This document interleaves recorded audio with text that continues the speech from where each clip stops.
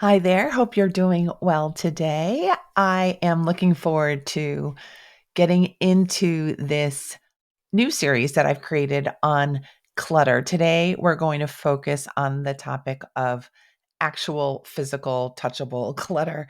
And before I do that, I wanted to give a shout out to my dear listener, Erin, who sent in just the most beautiful review and words about her experience listening to the Make Time for Success podcast. Erin writes 5 stars, first of all, and she says episodes 167 181. She said, I am so impressed with Dr. Lee. Thank you for these excellent episodes. Extremely helpful and inspiring. You are clearly doing what you are meant to do.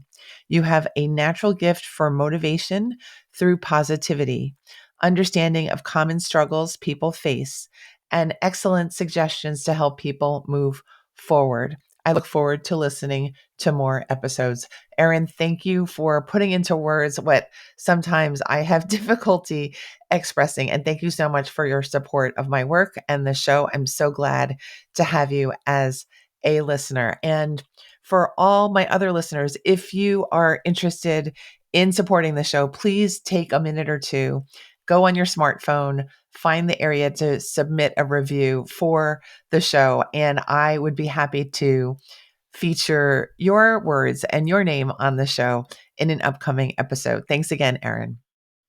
So now let's get to the meat of the matter, the heart of the matter about physical clutter.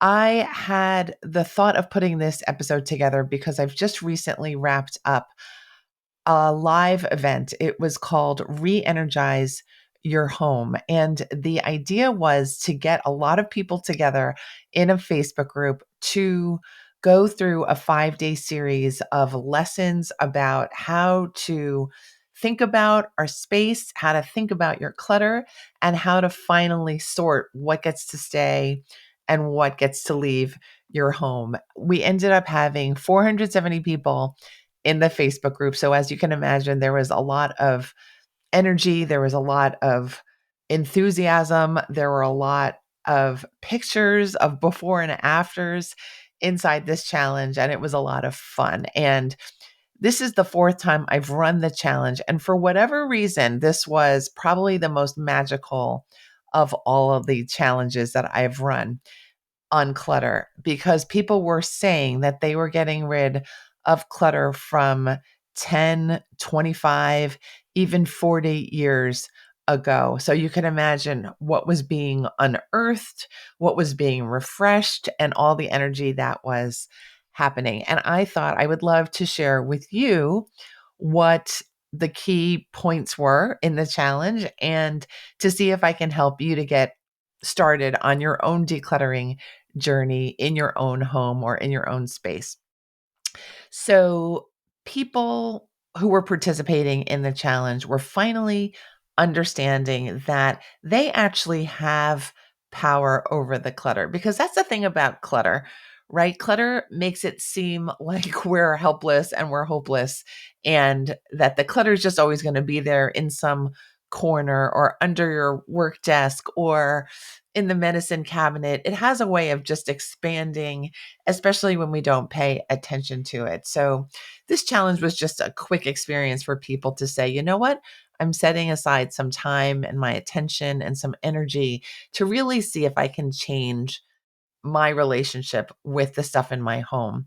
So, here's a list of some of the lessons that I taught my challenge participants a few weeks ago.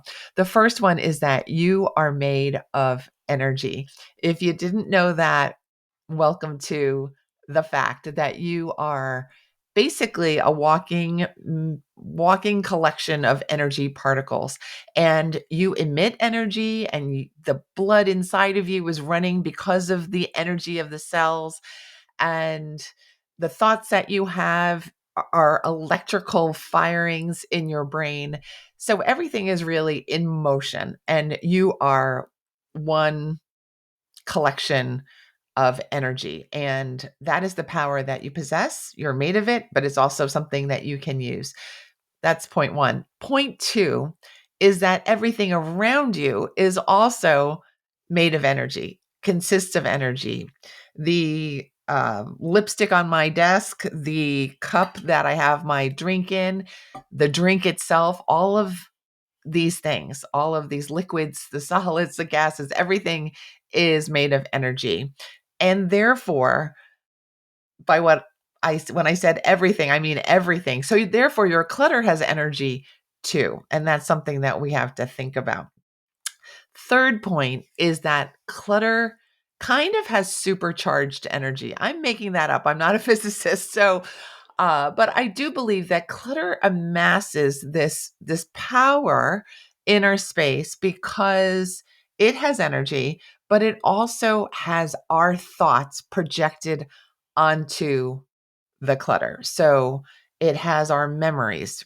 Think about who gave you that. Think about when you put that piece of paper into that pile. Think about all the things you were avoiding by putting the piece of paper onto that pile. The feelings you have about having it staring in your face now as clutter, that's also energy.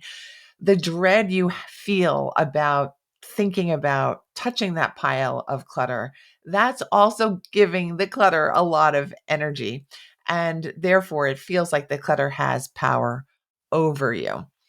And the fourth point is that clutter in general, if you have it in your home, it is a symptom of some procrastination. It just means that you avoided making some sort of decision to deal with it, to throw it away, to file it, to give it away, or to put it in some other reasonable space. You just decided to avoid making that decision in that moment. So, clutter is a very powerful, energized, supercharged reminder that we have more to do. We've been procrastinating. So, that's that. The fifth point that I taught was that in order to have any change with our clutter situation, we need to develop a more powerful idea about ourselves in relationship to our clutter. We have to understand, believe, and act upon the fact that we are way more powerful, way more talented, way more energized than the clutter could ever be. But it's a mindset shift. We have to decide, you know what? It is worth my time. I am strong enough. I could put gloves on if it's in the garage and there are heavy things to lift. I can ask people for help. I could join a challenge one day. I could take a course somehow. I could follow someone, or I could look up podcasts and read books about clutter and organization and time management. And then I could actually get stronger in this situation. So when you understand all of these things and you decide to take action, your energy is going to shift. The energy inside of you, the energy with which you think and plan and envision things for your good space, everything's going to shift. So now I'm going to take some time to just talk about that last piece of advice, which is that we need to have that energy shift, because the question I get a lot, not just about clutter, but about procrastination, anxiety, learning disorders, relationship problems that people are having.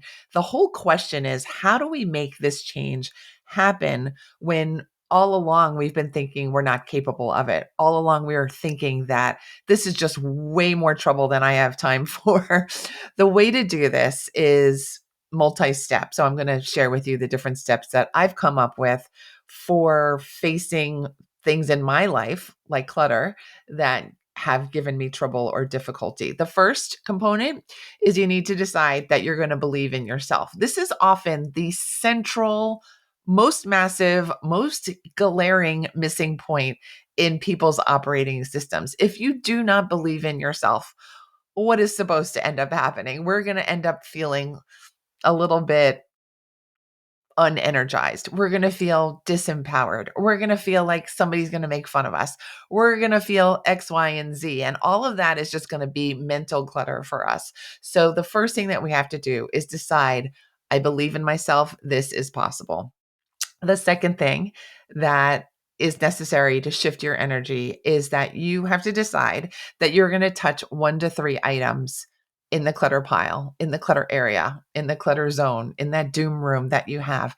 And you're just going to do 1 to 3 items because you're going to avoid getting and feeling overwhelmed. The whole thing about clutter, the whole reason it has power over us is because it's overwhelming. So we have to just decide, you know what? No longer am I going to back down when I look at this stuff or enter that room. I'm going to decide just 1 to 3 things, 1 to 3 minutes, and I'm going to take action. The third idea in this category of how do you shift your energy that I have is you need to have a vision for the space that you're dealing with. Even if it's like the, what do you call it? The dashboard, um, the thing in your car where you open up the drawer and you can stuff manuals and your gloves in there, the glove compartment, that's what it's called. So even if it's as small a space as your glove compartment, you need to have a vision about what you want it to look like. Because if it's just, well, whatever ends up happening, then again, your clutter wins because you are not directing the show. The clutter is deciding, you know what? I'm filling this space up. There's going to be no room to move. There's going to be dust everywhere. And you just don't want that. You want to be the boss on the scene. All right. The fourth point that I have for you is that you have to know and understand and believe that taking care of your clutter does not have to be a dreadful, awful, painstaking experience. Actually, it can be really fun because you end up deciding, oh, wow, it only took me a few minutes to kind of clear up the stuff that I thought was going to take me an hour. And lo and behold, I find that I really enjoy my desk now. I really enjoy being able to exercise here now. I enjoy having a clean walking area to through the kitchen. And I think these things can be really uplifting. Decluttering definitely does not have to be painful. So remember that. And then the last bit that I have on this list is that you need to have some form of support. If your belief in yourself is not exactly going to get you over that hump of, well, I'm going to start the decluttering, call in a friend, call in a group of friends, make a challenge of your own, challenge your family members or your roommates or whoever is with you in the moment and decide, you know what, I'm going to put on some music and I'm just going to do what Christine suggested on the Make Time for Success podcast. I'm not going to let my past influence my future. Just because I've had clutter in the past does not mean I want to have it in the future. I actually really want it to be far away from me, cleared out, cleaned out. I want the space to feel energized again.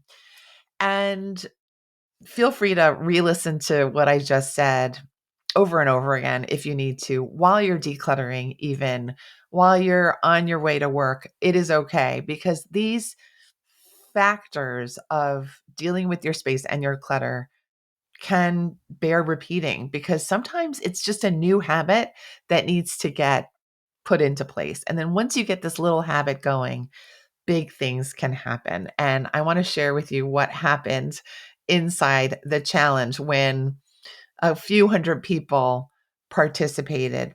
We ended up having the equivalent of a cleaning tornado.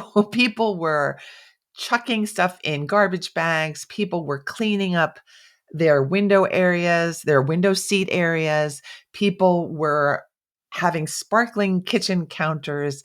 People's husbands and children and partners were noticing the shift in the space and were pitching in. So if you've ever wanted your housemates or the people you live with to be a little tidier, this is the way through to that end vision. You need to start by changing your own energy around doing these chores and tasks and decluttering things in your house first.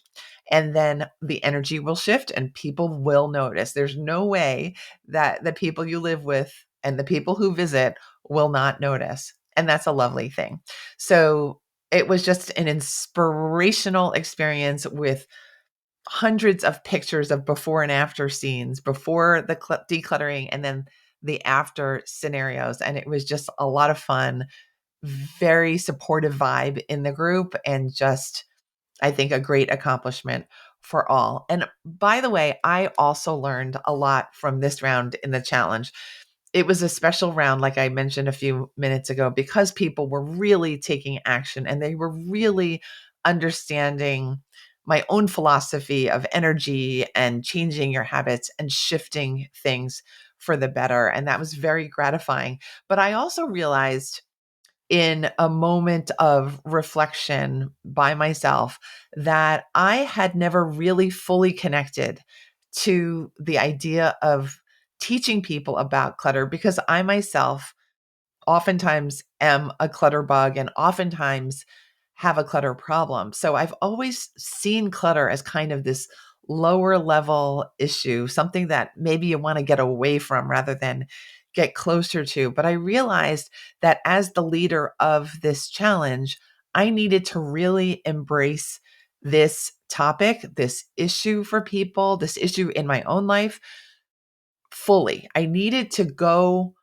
full heartedly into this experience so that I could show up as my full self, so I could have my full creativity available for the participants, so that I could run this challenge with the right kind of energy, which is invested, which is excited, which is energized. And so that helped me to be a better leader inside this particular challenge. It also helped me to see that clutter is not insignificant. It is actually not a low level thing in our lives. It's actually a doorway for all the other issues that we might struggle with, but also all the other issues that we want to invite into our life, like better time management, better energy management, better mindset management, better space and environment management. And of course, believing in yourself and just eradicating any remnants of any self doubt that might be lingering from past experiences or just from clutter. When you clear out your clutter, you have just openness in your heart, in your mind, and in your space. Your animals get to roam free. Your children get to play. Your books are the ones that you love to see and read. And it just goes on and on. It's a great model for how to change your habits for the better. You no longer have to feel stuck.